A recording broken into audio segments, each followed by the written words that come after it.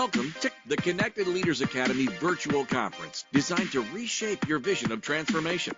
As we navigate the evolving business landscape, our speakers will unveil innovative strategies to manage and initiate change. Prepare to adapt, innovate, and lead, ensuring your role as a catalyst in this transformative era. What if I told you that you are not living your best entrepreneurial experience? And if your company can't run without you being the main gear, I'd be right. And if I'm right, you don't own a company. You own a job. And I know this because I've been there. I've owned a job for 13 years, and my boss was not kind to me. I've also talked to hundreds of founders who built something they thought was valuable, but in the end, they were stuck. Growth required them. Key deals required them. The pipeline was them. What about you? Do you feel like you own a job? Does your boss overwork you and maybe even underpay you? Are you stuck being the main gear in your revenue engine? The actions required to free yourself of any and all of these feelings isn't rocket science. But there is a specific sequence to unraveling the founder dependency you have programmed into your company.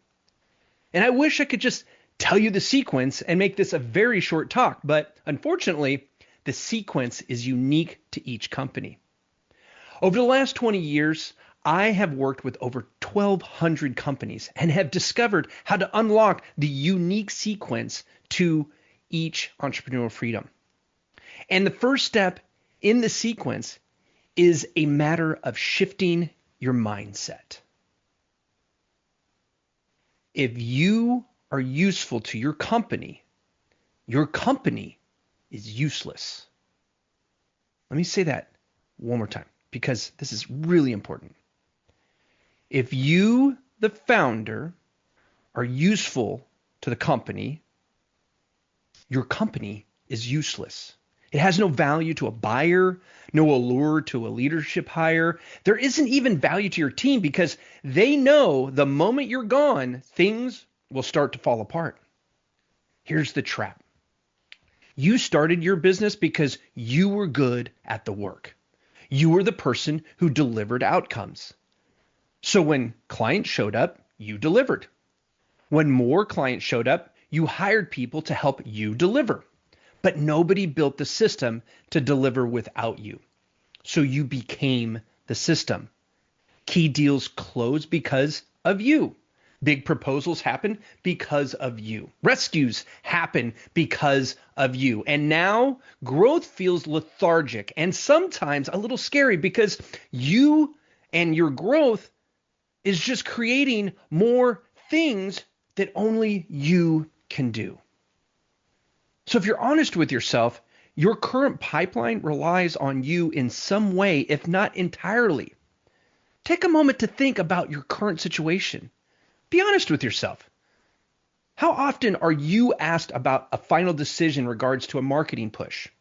How many sales calls do you end up in any particular month?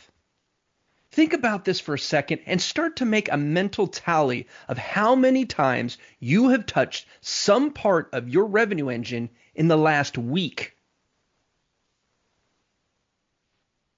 None of these mental tallies are your fault, of course, because creating a founder-free pipeline is one of the most difficult things a founder can do.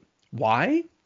Well, first off, because this is your baby, and the thought of not being needed hurts your ego just a little bit.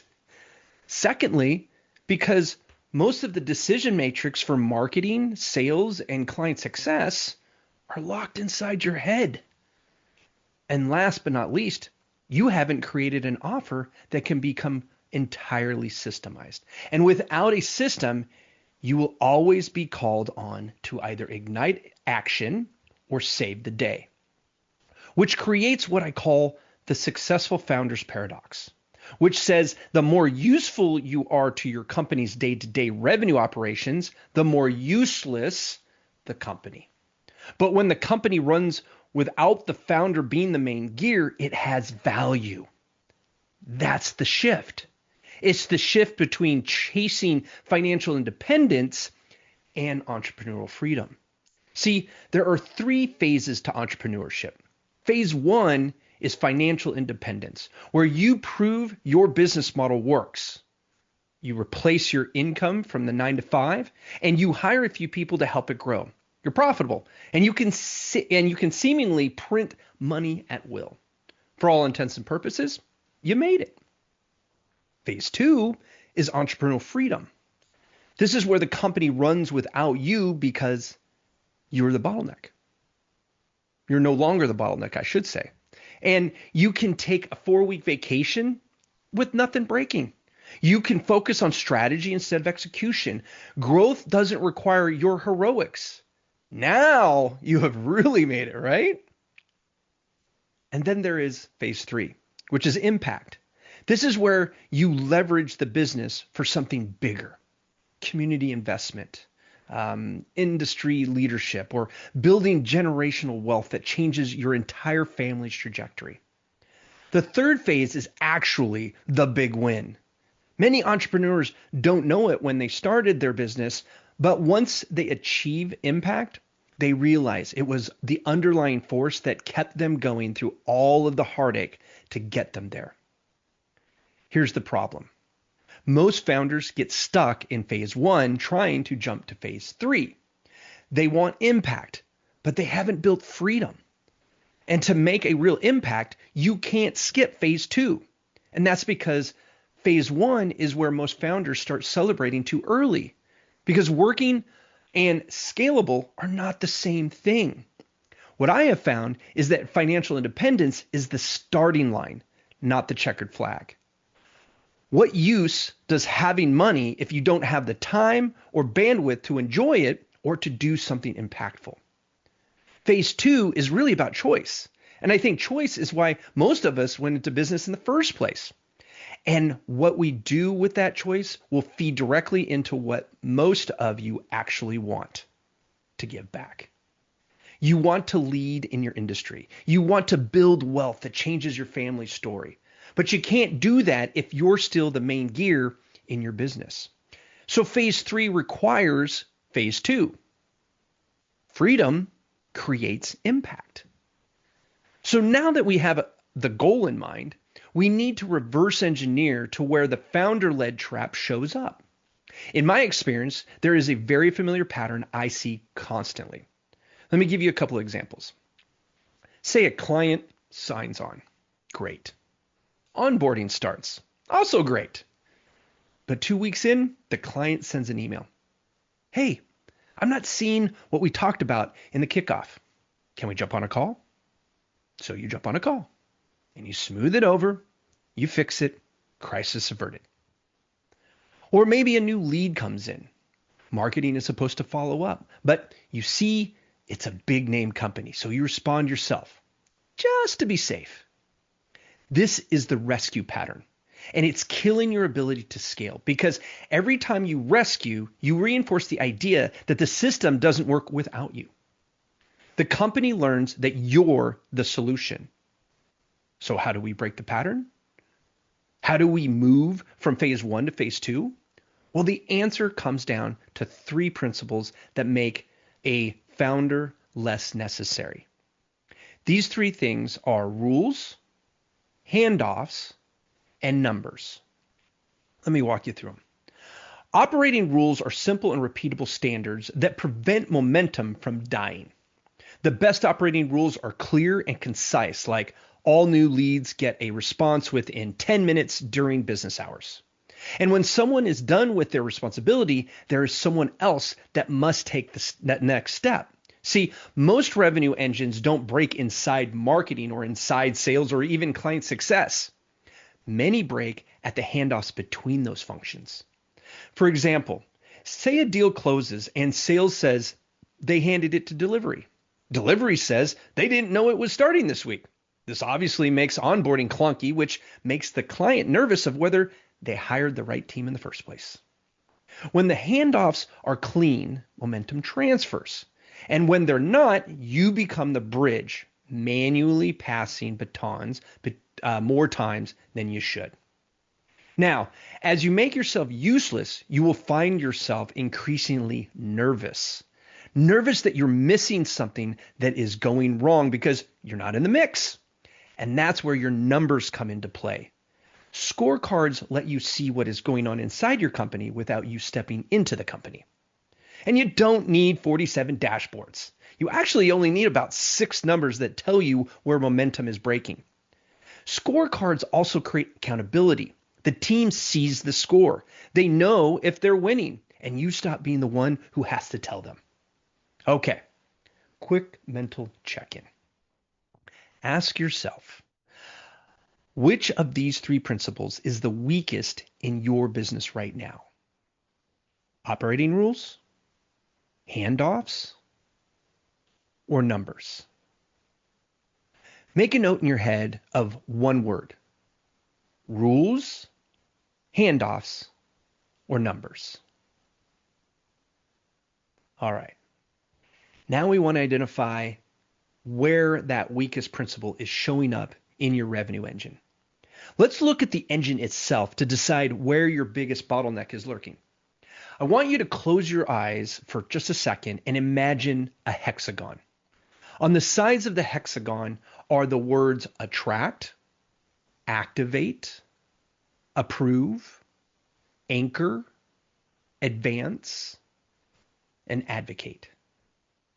There's an arrow between each of the words pointing to the next. It seems as though you could just flick it and the entire thing would rotate on its axis until somebody stopped it. That image right there is what I call the Honeycomb Flywheel. And it plots the full client life cycle across 6 stages, starting with attract, where we create right fit demand.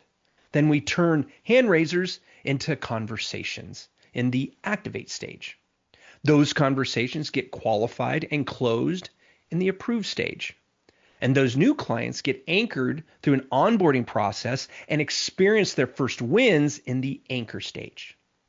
In the advanced stage, we look to expand our relationship with the account by continuing to deliver wins, which feeds into the advocate stage, where we turn those wins into social proof and referrals, which feed back in to attract. When all 6 stages work together and the handoffs between them are clean, the flywheel spins smoothly. But when one stage breaks or a handoff is clumsy, you get sucked right back into the mix. And that's where you're at right now. You're the gap filler. So to be truly founder free, we must relieve you of being the one to fix everything. We need to identify who besides you needs to be responsible for any particular stage.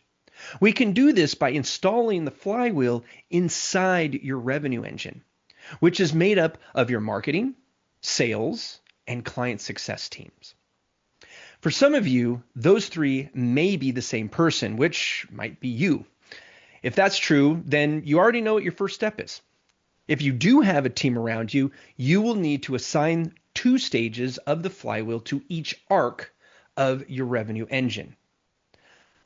Attract and activate is assigned to your marketing arc, approve and anchor to your sales arc, then advance and advocate to your client success arc. Let me go over that again. Attract and activate is your marketing team's responsibility. Approve and anchor is assigned to your sales arc. Then advance and advocate is the responsibility for your client success arc.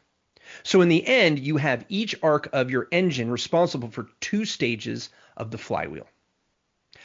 I know I just threw a lot at you, but this is going to start to make more sense once I distill this down to your first founder-free move. So with the picture of your flywheel in your head, we're going to answer 3 questions, the first of which is where. Which stage drains you most? Which stage are you consistently getting pulled into? The stage where you're the rescue option or the sole option. That's your where. And to this point, you will have two words in your head or written down. The first is your weakest principle: rules, handoffs, or numbers. The second word is your weakest stage: attract, activate, approve, anchor, advance, or advocate. With your where in mind, you will need to look for your who. Who on your team is going to own this stage that isn't you? Maybe you already have someone who's 60% of the way there. Maybe you need to hire a contractor or a fractional resource. Whatever your situation, you need to pick a person. That's your who.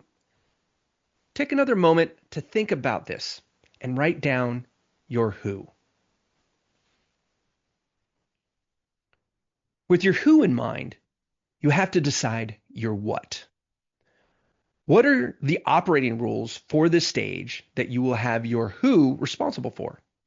This is a bit more involved than we can do here, so consider your homework to document operating rules for your target stage on one page. You want to make sure you spell out what gets done. When do they need to get it done by? What does done look like? And what's the next step for the client once they are done with the stage in their life cycle?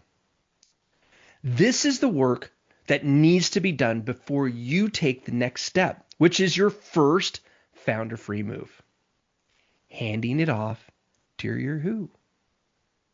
Whomever it is, give them the one-page operating rules, then schedule a weekly 15-minute check-in for the duration of the time you've given them to implement it. Then let them run it. That's your first founder-free move. And I'll be upfront with you. There will be times you'll be tempted to jump back in when something doesn't go right. Don't. Let the system wobble a little while the new owner learns. That's how you stop being the system. And once that stage or bridge is stable, you can go through this same exercise again to find your next founder-free move. Now, you might be asking, Buzz, is it really that simple? And my answer to you is yes. But I'll also tell you that if you try to complicate the process by fixing two stages at the same time, you will end up either wasting time or making your situation worse. This is because of the fact that everything in your revenue engine is interconnected. So when you tweak one part of your system, it will have an effect on another stage or bridge between the stages.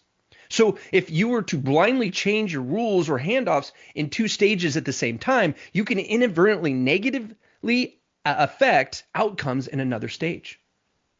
Or you might be looking to improve a specific number by working on two different stages in a particular arc, which could actually adversely affect a key number in another stage. And because you executed two possible solutions, it will be harder to figure out which one created the damage or if both actions set you back entirely. So when you introduce multiple variables, you increase the complexity of its execution and expose yourself to vague outcomes, which will result in a lack of clarity. And without clarity, your team will inevitably come to you for answers, which negates the entire exercise. So while the concept of finding and fixing the weakest stages or bridges in your revenue engine is fairly simplistic, the execution can become difficult. That's because you're the mega mind behind the scenes, and you can see issues from more angles than your team can at any one time. But that's the hitch. If you stay the mega mind that keeps track of all the variables, your team will never achieve the skill sets to optimize your revenue engine without you. Basically, what I'm saying is that you have to be comfortable with slowing down in order to speed up. Because if you are ever going to experience true entrepreneurial freedom, you have to set your team up to succeed without you. With that said, it's important to keep in mind that your increasing uselessness will test your ego, it will test your team's resilience, and it will test the fortitude of your company's culture. But believe me when I tell you, It's well worth the work. I have been founder free twice, and both times have created the best memories and allowed me to make the biggest impact on my community. Which brings me to my last point. Becoming founder free is most always a choice. And once you achieve entrepreneurial freedom, there is only 3 reasons you will get sucked back in. 1, your team falls apart from a key member leaving, or maybe a bad apple bulldozing the culture of your company altogether. The second reason is that you decide to make a large pivot in the direction of your company. This will require you to get back into the weeds to help your leadership navigate the new terrain. The third reason is your decision to push for massive growth. I say growth because growth requires mass effort, and that means all hands on deck, which is different from scaling, which requires the leverage you build into your founder-free revenue engine. All 3 reasons are your choice. That means that your entrepreneurial freedom is a choice, which means that the impact you seek is a choice, but not the choices that you have made to this point. Because the choices you made to get you here will not get you to the next level of success you want to achieve. You have to choose to become founder free in order to achieve entrepreneurial freedom. You have to choose to become useless to your company in order to achieve the impact you're destined to make for your family and your community. The choice is yours now. So let's go get it done.